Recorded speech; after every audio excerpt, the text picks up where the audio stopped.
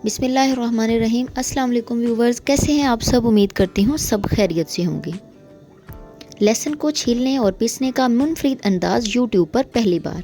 आज हम निम्को और पापड़ के खाली पैकेट से बनाएंगे लहसुन को छीलने वाली और पीसने वाली मशीन।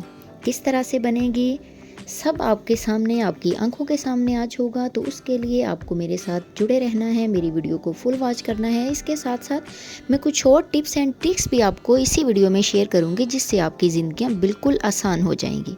ट्रिक नंबर 1, चनों और दालों को सूंडियों और कीड़ों से किस तरह से महफूज रखा जाए। आजकल महंगाई दौर में अगर इनको कीड़े या सूंडियाँ लग जाएं तो ना इनको फेंकने का दिल करता है, ना इनको खाने का दिल करता है। तो इस वीडियो को देख लेने के बाद आप सालों तक दालों और चनों को महफूज रख सकेंगे। चनों को महफूज करने के लिए मैंने लिए हैं 1 पाव चने और इसके ऊपर हम डालेंगे 1 टेबल स्पून कुकिंग ऑयल। आप कोई सा भी कुकिंग ऑयल ले सकते हैं, लेकिन इसको महफूज करने का तरीका आपने कंप्लीट देखना है। अब देखें, फिर हल्के हाथों से आपने इनको इस तरह से मसलना है कि एक एक चने के दाने के ऊपर अच्छी तरह से ऑयल लग जाए। इस चीज़ का आपने ध्यान रखना है। इस तरह से हाथों से मसल कर हम एक एक दाने के ऊपर अच्छी तरह से ऑयल को लगा देंगे।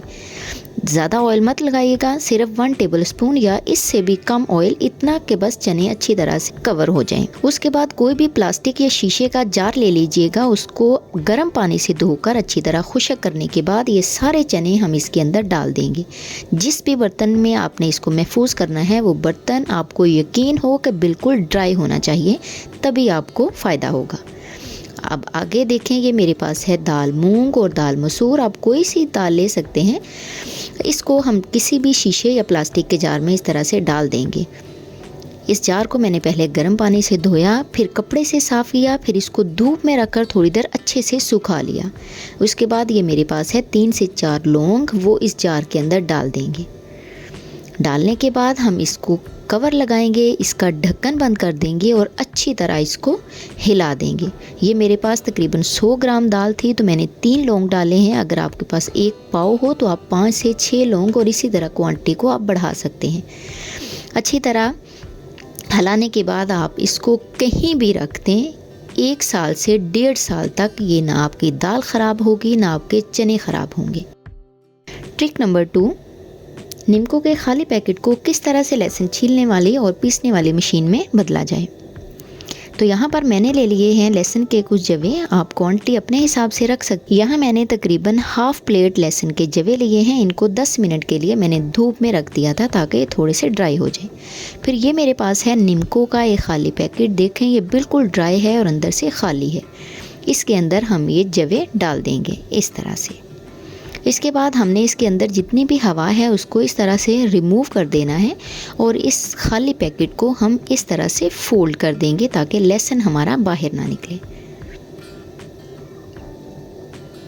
अब कोई भी थोड़ी सी भारी चीज़ लेकर इसको हल्का हल्का सा इस तरह से प्रेस करना है। बहुत ज़्यादा प्रेस नहीं करना, हल्के हाथों से कुछ ही सेकंड्स आपने इस तरह हल्का हल्का सा इसको प्रेस करना है। या आप कोई भी भारी स्पून का इस्तेमाल भी कर सकते हैं। इस तरह इसको थोड़ा सा कुछ ही सेकंड प्रेस करेंगे और आप देखेंगे जब किसी खुले बर्तन में या किसी खुले प्लेट में जब इसको डालेंगे तो इसमें तकरीबन 80% जवे बिल्कुल निकल चुके हैं। बाकी जो 20% बच गए हैं वो भी इतने नरम हो गए हैं कि आप हाथ लगाते ही उसका छिलका अलग कर सकते हैं इस तरह से। ये देखें, कुछ ही सेकंड्स में ये जवे हमारे छिलकों से अलग हो चुके हैं।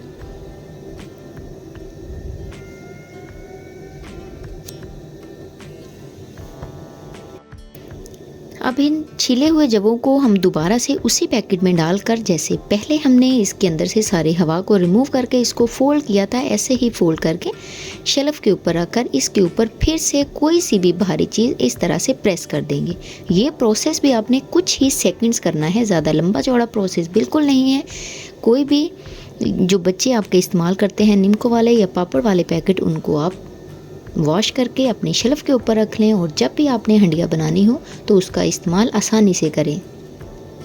ये देखें कितना अच्छा सा हमारा लहसुन का पेस्ट तैयार हो गया है। इसको आप फ्रेश किसी भी हंडिया में इस्तेमाल करें। उम्मीद है ये दोनों ट्रिक्स आप लोगों को बहुत पसंद आए होंगे। हमेशा की तरह वीडियो पसंद आए तो लाइक कीजिएगा, शेयर कीजिएगा।